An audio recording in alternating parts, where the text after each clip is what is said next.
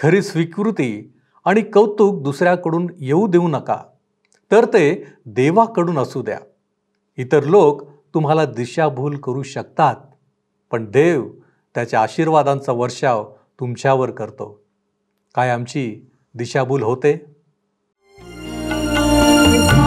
उपासना, उपासना, उपासना, उपासना, प्रभुची करो उपासना, प्रभुची करो उपासना, उपासना, उपासना, उपासना, उपासना. प्रभू येशू ख्रिस्ताच्या मधुर नावात आपणास सलाम.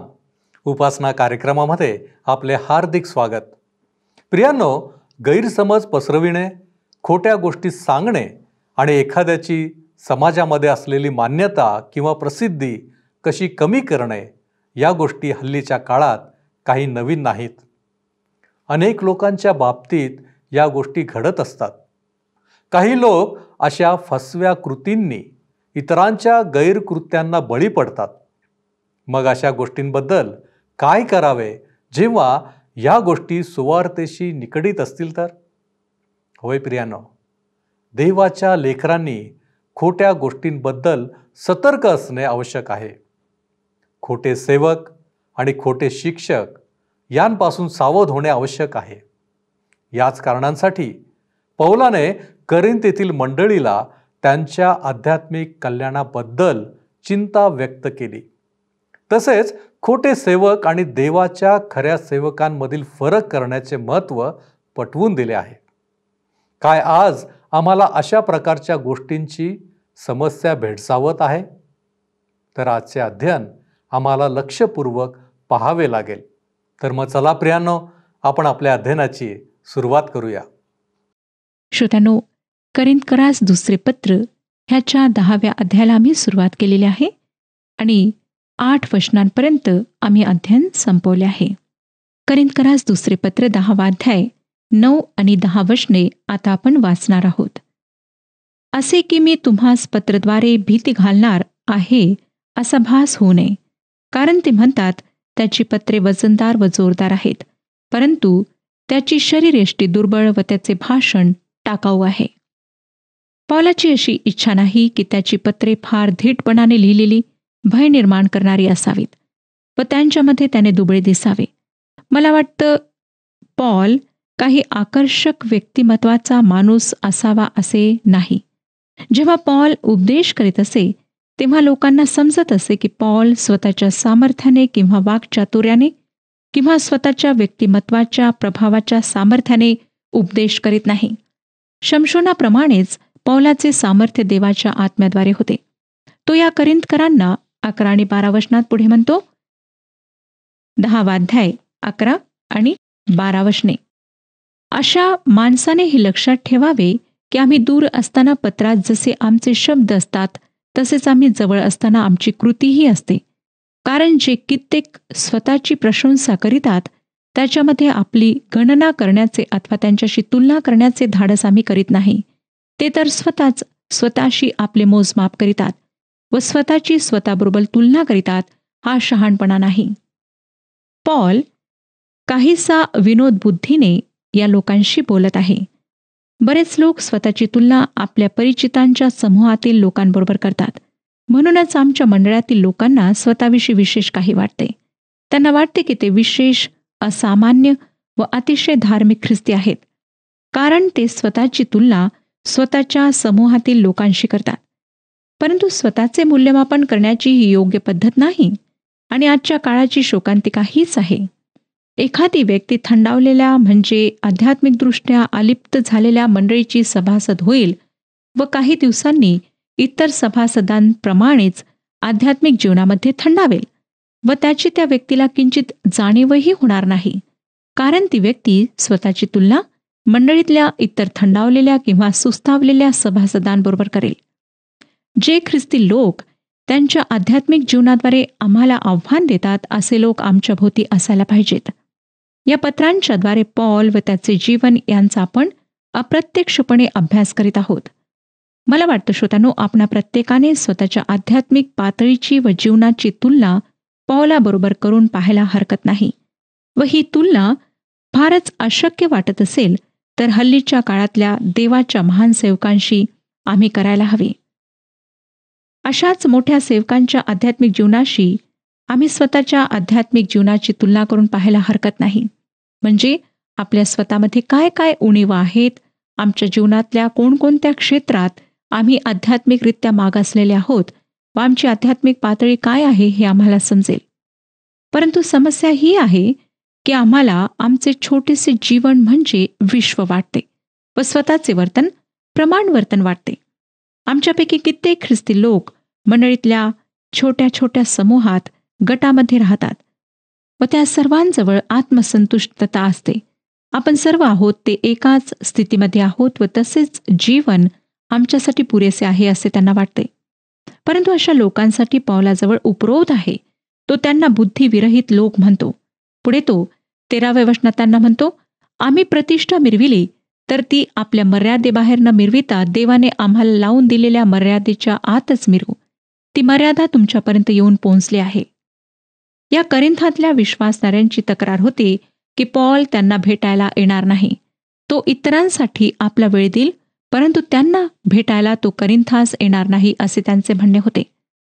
पुष्कळ लोक आपल्या देवाच्या सेवकांवर टीका करतात कारण त्यांना वाटते की देवाचे सेवक त्यांना पुरेशा भेटी देत नाहीत. त्यांनी त्यांच्याबरोबर जास्तीत जास्त वेळ घालवावा अशी या लोकांची इच्छा असते.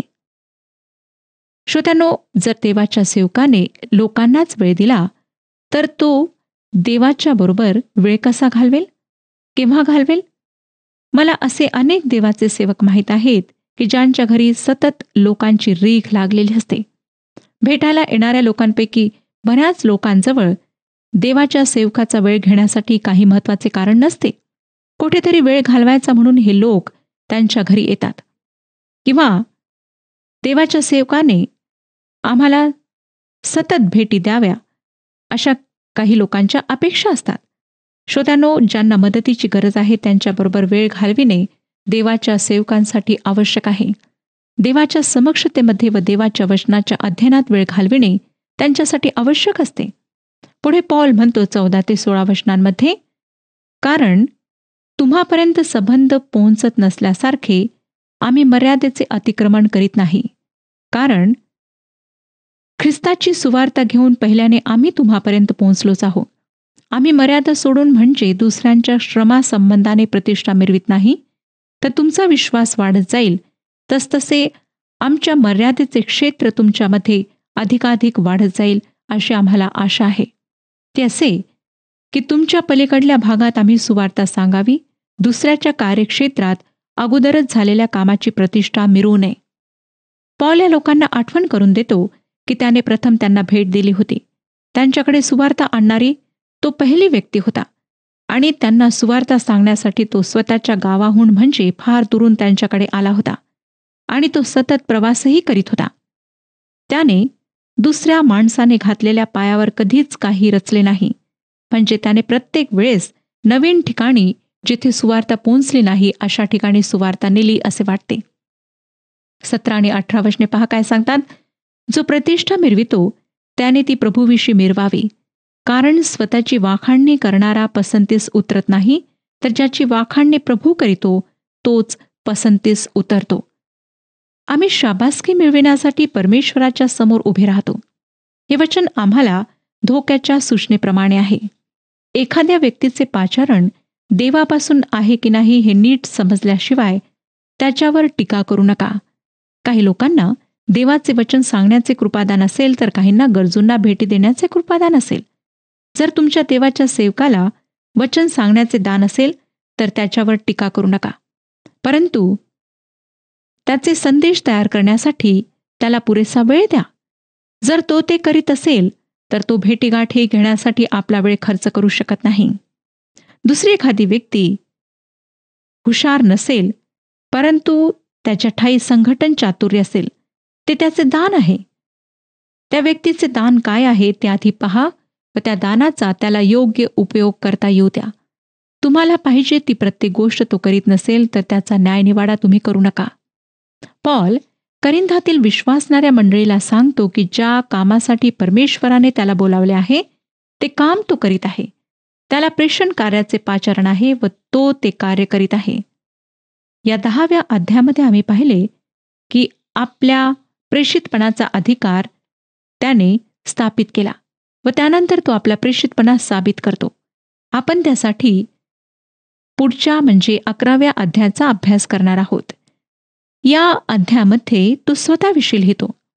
ह्यामध्ये पॉल आपल्या वैयक्तिक जीवनाविषयी त्यांच्याजवळ अतिशय जवळकतेने मन मोकळे करीत आहे.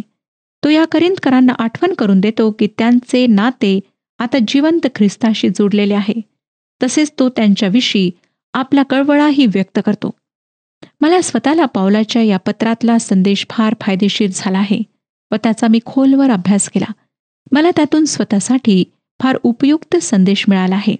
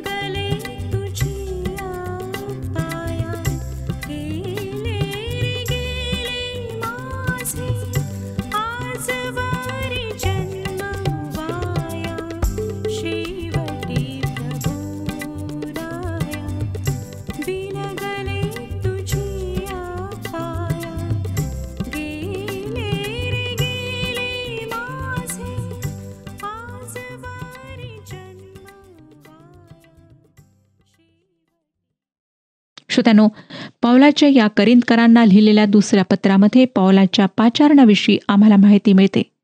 10व्या अध्यायात त्याच्या प्रेषितपणाचा अधिकार त्याने स्थापित केला आहे. आता तो अतिशय वैयक्तिक पातळीवरून स्वतःच्या प्रेषितपणाला सिद्ध करीत आहे. वाचूया श्रोत्यानो, 11वा अध्याय, पहिली 2 वचने. माझा थोडासा मूढपणा तुम्ही सहन केला तर बरे, आणि ते तुम्ही करीतच आहात, कारण तुम्हाविषयीची माझी आस्था ईश्वर प्रेरित आस्था आहे. मी एका पतीबरोबर तुमचे वाग्दान केले आहे अशा हेतूने की तुम्हाला शुद्ध कुमारी असे ख्रिस्ताला सादर करावे. श्रोत्यानो, पौल करिंथाला आला व त्याने सुवार्ता गाजवली. त्या सुवार्तेमुळे एक मंडळी अस्तित्वात आली. पौलाने या मंडळीचा ख्रिस्ताशी साखरपुडा वांग निश्चय केला, म्हणजे या मंडळीने वधू म्हणून ख्रिस्ताला वरावे अशी त्याने योजना केली. तो पुढे 3ऱ्या वचनात लिहितो, तरी जसे सापाने कपट करून हवेला ठकविले, तशी तुमची मने कशाने तरी बिघडून ती ख्रिस्ताविषयीचे सरळपण व शुद्धता ह्यापासून भ्रष्ट होतील असे मला भय आहे. देवाचे वचन गाजविण्याच्या साधेपणावर मी आवाजवी भर देऊ शकत नाही. काही तरुण उपदेशक ईश्वर विज्ञान महाविद्यालयातून प्रशिक्षण घेऊन बाहेर पडतात. त्यापैकी काही फार उच्च पातळीवरून उपदेश करण्याचा प्रयत्न करतात, परंतु त्यांना स्वतःलाच ते काय बोलतात ते समजत नाही. ते बुद्धिमान होण्याचा प्रयत्न करतात किंवा फार हुशार असल्याचे दाखवू पाहतात, परंतु शेवटी त्यांच्याकडून काहीच होत नाही. देवाचे वचन गाजविणे ही त्यांची गरज आहे. ख्रिस्त येशूची शिकवणी, येशूचे साधेपण अतिशय वाखाणण्यासारखे आहे. मागच्या अध्यायात आपण पाहिले की पौल या मंडळीतल्या त्याच्या विरुद्ध असणाऱ्या अल्पसंख्याक लोकांना उद्देशून लिहित आहे. याही अध्यायात तो त्याची सेवा अपयशी आहे असे सांगणाऱ्या लोकांना उद्देशून लिहितो. त्याने आधीच तो त्यांच्याबरोबर वेळ घालवायला का येऊ शकला नाही याचे स्पष्टीकरण दिले. त्याला पाळकीय सेवेचे पाचारण नव्हते. तो एक सुवार्तिक होता. एक सुवार्तिक जो इतरांनी बांधलेल्या पायावर उभारणी करायला तयार नव्हता. त्याने पुढे व पुढे प्रवास केला. त्याने आघाडी गाठली. तीच त्याची सेवा होती. तेच त्याचे कार्य होते. आता पौल त्यांना सांगतो की त्याला प्रेषित म्हणून ठरविण्यात आले आहे, म्हणजे त्याचे प्रेषितपण मान्य झालेले आहे. तो या करिंथकरांना जे लिहितो ते फार सुंदर आहे. तो म्हणतो, कारण मी देवाच्या आवेशाने तुम्हाविषयी आवेशी आहे. या लोकांसाठी स्वतःला मूर्ख बनण्याचे पौलाला काय कारण आहे? जरी त्याला स्वतःची बाजू सिद्ध करण्यापेक्षा ख्रिस्ताविषयी बोलण्यात वेळ घालवायला आवडले, तरी आता स्वतःची बाजू सिद्ध करणे त्याच्यासाठी आवश्यक होते. म्हणून तो म्हणतो की मी मूर्खपणाने स्वतःविषयी लिहित आहे. पौलाच्या या विधानाची मला खरोखर गंमत वाटते, कारण पौल स्वतःशी बोलणे मूर्खपणाचे समजतो. या 11व्या अध्यायात पौल या गोष्टीचा खूपदा उल्लेख करतो. तो पहिल्या वचनात या लोकांना म्हणतो, माझे थोडेसे मूर्खपण तुम्ही सहन करावे अशी माझी इच्छा आहे. तसेच 16व्या वचनात तो म्हणतो, मी पुन्हा म्हणतो की कोणी मला मूढ समजू नये, परंतु जर तुम्ही तसे समजत असाल तर जसा मूढाचा तसा माझा अंगीकार करा, म्हणजे मी ही थोडीशी प्रौढी मिरवीन. पौल म्हणत आहे की स्वतःची बाजू सिद्ध करण्यासाठी त्याला थोडेसे मूढपणाने लिहावेच लागेल. ग्रीक भाषेतील मूर्ख या अर्थाचा शब्द म्हणजे अज्ञानी, आत्मकेंद्रित किंवा मूर्ख अशा अर्थाने वापरला जातो. या शब्दाचा शब्दशः अर्थ घेतला तर निर्बुद्धपणा असा होतो. पौल स्वतःची बाजू सिद्ध करण्याच्या कृतीला मूर्खपणा असे म्हणतो, कारण असे करताना तो देवाचे वचन गाजविण्यासाठी वेळ खर्च करीत नाही. स्वतःची बाजू सिद्ध केल्याने त्याच्या सेवेचा हेतू पूर्ण होत नाही. तरीही असे करणे त्याला त्या विरोधकांमुळे आवश्यक वाटते. म्हणून तो त्यांना त्याचा मूर्खपणा सहन करण्याची विनंती करतो, जेणेकरून तो स्वतःचा प्रेषितपणा सिद्ध करू शकेल. या सर्व परिस्थितीमध्ये आपल्याला सैतानाचे कार्य सहज दिसून येते. मंडळीच्या सुवार्तीच्या काळात त्याने मंडळीचा छळ करून सुवार्तेमध्ये अडखण आणण्याचा प्रयत्न केला, परंतु त्यात त्याला यश आले नाही. तो ख्रिस्ती विश्वासाचा प्रसार थांबवू शकला नाही आणि ख्रिस्त येशू नंतरच्या पहिल्या 100 वर्षाच्या काळात मंडळीची जेवढी वाढ झाली तेवढी वाढ नंतर कधीच झाली नाही. सुवार्तेने संपूर्ण रोमी साम्राज्याला व्यापून टाकले. इसवी 315 पर्यंत रोमी साम्राज्याच्या कानाकोपऱ्यात तिचा प्रसार झाला आणि हा प्रसार छळ होत असताना झाला. जेव्हा सैतानाने पाहिले की छळामुळे मंडळीच्या वाढीत व्यत्यय आला नाही, तेव्हा त्याने दुसरी युक्ती योजली. त्याने मंडळीत प्रवेश केला व त्याने मंडळीमध्ये अंतर्गत प्रश्न, समस्या निर्माण करायला सुरुवात केली. आजही श्रोत्यानो, सैतान तेच करीत आहे. तो देवाच्या वचनाच्या सत्यतेवर हल्ला करतो. तो सुवार्ता ग्राह्य नाही असे स्थापण्याचा प्रयत्न करतो आणि तसे करण्यात त्याला यश आले नाही तर तो ते वचन गाजविणाऱ्या सेवकाला बदनाम करण्याचा प्रयत्न करतो. या ठिकाणी त्याने पौलाला बदनाम करण्याचा प्रयत्न केला. पौल या लोकांना स्पष्टपणे सांगतो की त्याला स्वतःची बाजू सिद्ध करण्याऐवजी सुवार्ता सांगायला पाहिजे. परंतु तो स्वतःची बाजू यासाठी मांडतो की त्याला करिंथकरांविषयी आवेश आहे, त्याची त्यांच्यावर प्रीती आहे. जसे सैतानाने हवेला फसवले तसे तो या मंडळीला फसवेल अशी त्याला भीती वाटते. पौलाला माहीत आहे की सैतान अशा प्रकारे कार्य करतो की ज्यामुळे ख्रिस्ताच्या सरळपणापासून त्यांची मने बिघडवली जातील. आता पुढचं वचन वाचूया. 4थं वचन सांगतं, कारण जर कोणी येऊन ज्याची आम्ही घोषणा केली नाही अशा अन्य येशूची घोषणा करीतो किंवा तुम्हास मिळाला नाही असा दुसरा आत्मा जर तुम्ही घेता अथवा तुम्ही स्वीकारली नाही अशी दुसरी सुवार्ता जर स्वीकारता तर ह्यात तुमची कितीतरी सहनशीलता आहे. श्रोतांनो, आजही दुसरा ख्रिस्त गाजविला जाण्याची, दुसरा आत्मा, दुसरी सुवार्ता गाजविली जाण्याची समस्या आमच्या समोर आहे. पुरोगामी मताचे लोक जो ख्रिस्त गाजवतात तो कधीही अस्तित्वात नव्हता.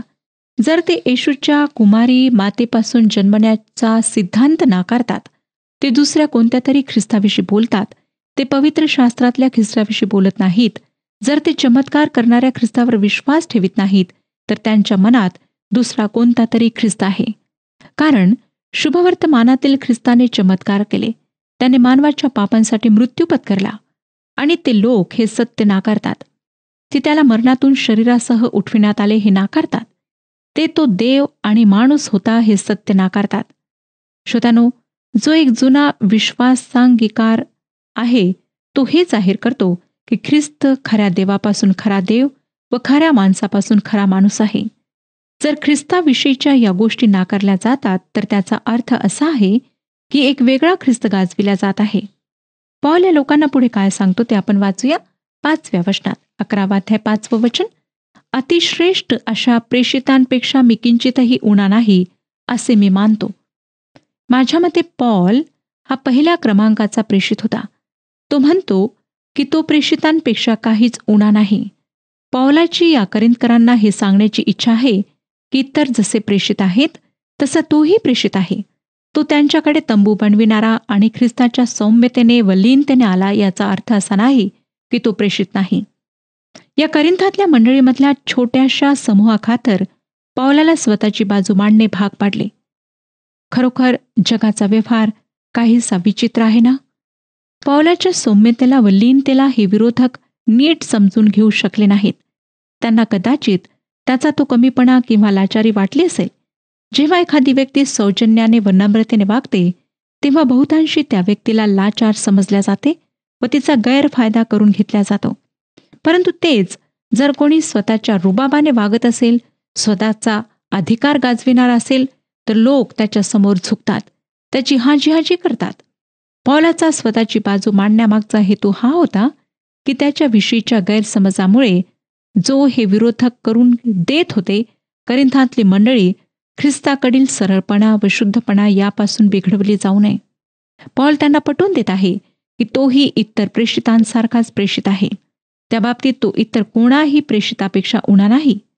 पुढे तो 6व्या वचनात लिहितो, जरी भाषण करण्यात अप्रवीण असलो तरी ज्ञानात तसा नाही, हे आम्ही तुमच्या संबंधाने सर्व लोकात व सर्व प्रकारे प्रकट केले.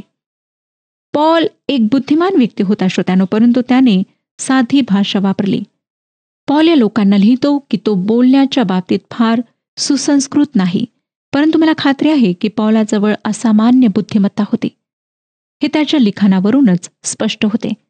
पौल म्हणतो तो कडक शब्दात बोलला, परंतु मला वाटतं की जी भाषा करिंथकरांना समजेल ती त्याने अवलंबली. आणि माझ्या मते त्यांच्याशी बोलण्याची त्याची पद्धती थोडी कडक होती. तरी सुद्धा पौल बुद्धिमान पुरुष होता. तो तल्लख बुद्धीचा होता. 7 ते 9 वचने पुढे सांगतात, तुम्ही उच्च व्हावे म्हणून मी आपणाला लीन करून देवाची सुवार्ता विनामूल्य तुम्हा सांगितली. हे मी पाप केले काय? मी तुमची सेवा करावी म्हणून दुसऱ्या मंडळांपासून वेतन घेऊन त्यांना लुटले आणि मी तुम्हाजवळ असता मला उणे पडले तेव्हा मी कोणावर भार घातला नाही. कारण मासेदोनियाहून आलेल्या बंधूंनी मला पडलेली उणीव भरून काढली आणि कोणत्याही प्रकारे तुम्हावर माझा भार पडू नये म्हणून मी जपलो व जपेनही. पौलाने या करिंथकरांवर अजिबात स्वतःच्या उदारनिर्वाहाचा भार पडू दिला नाही. त्याने तंबू बनविण्याचे कठीण काम केले, खूप मेहनत केली. सुवार्तेसाठी अधिक वेळ त्याला देता यावा म्हणून मासेदोनियाच्या विश्वासणाऱ्यांनी त्याला आर्थिक पाठबळ दिले. करिंथकरांनी त्याला थोडेही सहाय्य केले नाही. त्याचे हात मेहनतीने खडबडीत झाले होते. याचा अर्थ असा नाही की पॉल एक असामान्य प्रेषित नव्हता. या लोकांना देवाचे शुभवर्तमान सांगण्यासाठी पौलाने स्वतःला नीच केले, दीन केले. तो त्यांच्याशी सौम्यतेने वागला. श्रोत्यांनो, परमेश्वर ह्या विषयात आपले सहाय्य करो आणि आपणाला आशीर्वाद देव. हा कार्यक्रम आपणास आवडला काय? आता आम्हाला एक मिस कॉल करा आणि आपण पुढील विजेता होऊ शकता.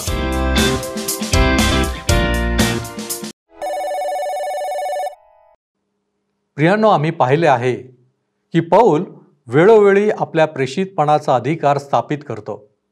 आजच्या भागामध्ये आपण त्याने स्वतःच्या वैयक्तिक जीवनाबद्दल सांगितलेल्या गोष्टीही पाहिल्या आहेत. त्याने करिंथकरांना खऱ्या सुवार्तेवर विश्वासू राहण्यास आणि देवाच्या सेवकांच्या खऱ्या कार्याची ओळख पटविण्यासाठी प्रोत्साहित केले आहे. आज आमच्यासाठी हाच धडा आहे की आम्हीही याच गोष्टी अनुसरण्याची आवश्यकता आहे. प्रियांनो, काय आपण हे अनुसरण करण्यासाठी तयार आहात? आपण प्रार्थना करूया. प्रभूजी, आम्ही तुझ्या चरणांपाशी आलेलो आहोत. आमचं जीवन हे तू आम्हाला दिलेलं आहेस आणि म्हणूनच प्रभू परमेश्वर दे बाप्पा, इतरांच्या द्वारे आमच्या जीवनामध्ये दिशाभूल होऊ नये, कोणी आमची दिशाभूल करू नये म्हणून प्रभूजी आम्ही स्वतःला तुझ्या पवित्र हातांमध्ये सोपवितो. तू आमचा ताबा घे, तू आम्हाला सहाय्य कर की जेणेकरून प्रभूजी आम्हाला खोटे सेवक कोण आहेत हे समजू शकेल, खोट्या गोष्टी काय आहेत हे आम्हाला समजू शकेल आणि प्रभूजी या गोष्टींपासून आम्ही स्वतःला दूर राखण्याचा प्रयत्न करू शकू. यासाठी प्रभूजी आम्ही तुझ्याकडं सहाय्य मागत आहोत. आत्तापर्यंत तू आम्हाला या सर्व गोष्टी दिल्यास आम्ही तुझे आभारी आहोत. येशू ख्रिस्त आमचा प्रभू याच्याद्वारे मागतो म्हणून तू ऐक. आमेन. आत्म्याच्या प्रेरणेने चाला आणि ख्रिस्ताला गौरव द्या. प्रभू आपणाबरोबर असो.